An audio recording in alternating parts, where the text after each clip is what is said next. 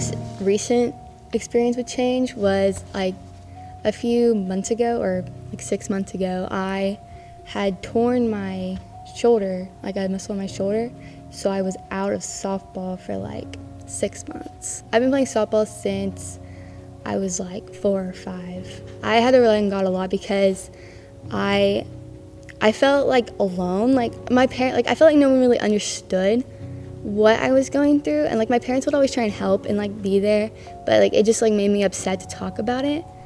And like I would like sit like in by myself and like pray like just to like get me through, like, and maybe like help me through like all this physical therapy and all the surgery and stuff. This July I was over in Europe and Bulgaria and Greece doing mission work. And while I was over there, I got pneumonia. And the doctor took me back to the hospital. He said I looked very ill. And when we got over there, they ran x-rays and told me I had pneumonia and was gonna need to stay in the hospital for about the next 5 days until we left that island. So I had a few thoughts. One was like relieved because I knew what was wrong. I was extremely nervous because I had no clue what their medicine was like. And this was my first time to get pneumonia, not only here, but anywhere. I experienced panic whenever the doctor came in and told me we were gonna have to have an IV because I hate needles. And I started freaking out a few times and had a low-key panic attack every time they'd go to put the needle in.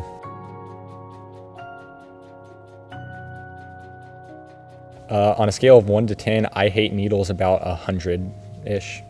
The summer before my freshman year of high school, I was really sick and we didn't know what was wrong with me. I was lost 20 pounds out of nowhere and I was just throwing up all the time.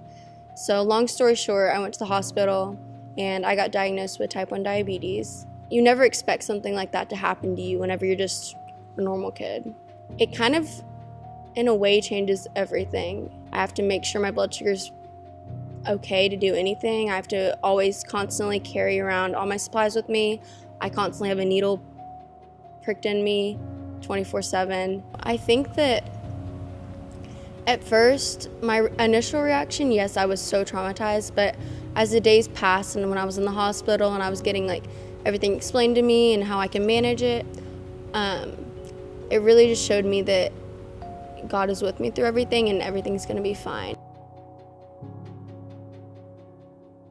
The biggest change I've gone through here recently, or really ever, was it wasn't a super abrupt change in my life, but it was kind of an opportunity God presented me that I had time to wrestle with and think about. It was staying here in Lake Jackson after the summer to stay with the student ministry team, and what that entailed was I kind of have to move from Hardin-Simmons, which is the college I was at in Abilene, and move to Lake Jackson, leave everything I knew behind, whether it was friends, classes, schools, professors, my dorm. That was just something I had to figure out if I came here. And that was really, really hard, super hard choice to make during the transition from summer to fall this last month or two.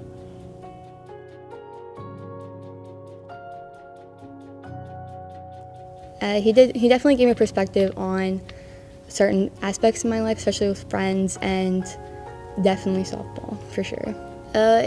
My relationship with God has gotten a lot stronger because every week I had practice actually on Wednesdays, and since then I've been skipping practice and going to small group and growing my relationship with God, and I actually would take games off on Sundays to go to church and be there, learning from it and everything. If another change does happen, I feel that was probably the biggest thing I had been through.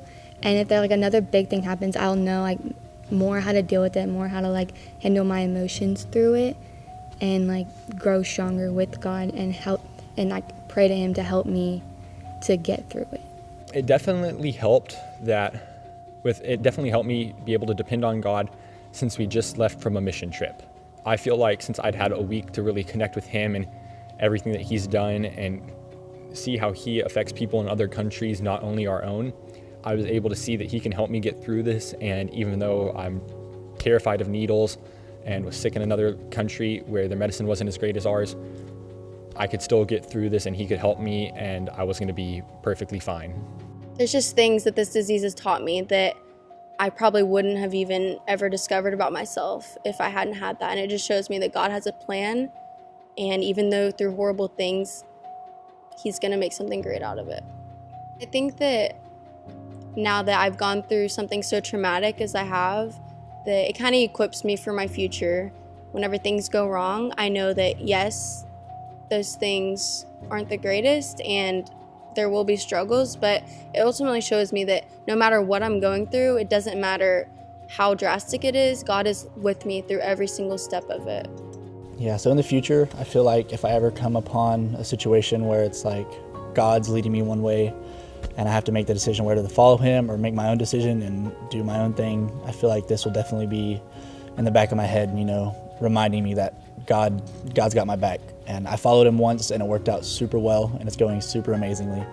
So why shouldn't I follow him again and just, live the life God has for me instead of making my own decisions and leading the life I would rather have. Students, as you hear stories from your fellow students, I think it's so important to note there really are two ways that change presents itself in your life. Sometimes it's dropped on you unexpectedly, like you heard from many of them, and sometimes change comes in an opportunity that God puts in front of you that he wants you to potentially say yes to. And I think it's important that in those moments where change is unexpectedly dropped on you, that you understand what so many of them shared today, that it's in those moments that you gain perspective, that God teaches you something. Ultimately, those are great reminders for the future, that when you move beyond them, that when change comes, you can look back to see God has a plan for me because he came through for me then. And I think it's important for you guys as well to also think back. What are moments that God came through for you? What are moments of unexpected change that God walked through those with you? And I think it's important for you to have those in your mind as you walk forward this year and then in the years to come. And in the same way, students, Kameron had an opportunity dropped in front of him that if he said yes to, changed everything for him. And ultimately, he said yes. And students, I want to challenge you as well. Not only the change that is dropped on you, but what are things and opportunities that God has put in front of you that if you said yes to would change everything in your life or many things in your life? And I want to challenge you tonight to even say those things to your group. What are some things that God may be calling you to do? Maybe they're not as big as changing your life plans like maybe Kameron, but maybe it's something at school, something on your team, something in your routine even, that God may be saying, this is something I want you to begin to do. And it could change everything. And so students, trust God in those moments. And I wanted to encourage you by a proverb, and this is something that God has for us. And this is Proverbs 3. Here's what God said. He said, trust in the Lord with all your heart and do not lean on your own understanding. In all your ways acknowledge him and he will make straight your paths. Students, we're not called to lean on our own understanding. There are times and moments in life where we cannot describe or understand why things are happening. But God says, trust in me because I do not change, even though everything around you may. Students, we're excited that you're in group, and we are so thankful that you guys are connected and have the opportunity to connect, because when change happens, it's those groups and it's those relationships that you're forming that help keep this truth in front of you. And so we're so excited that you're there.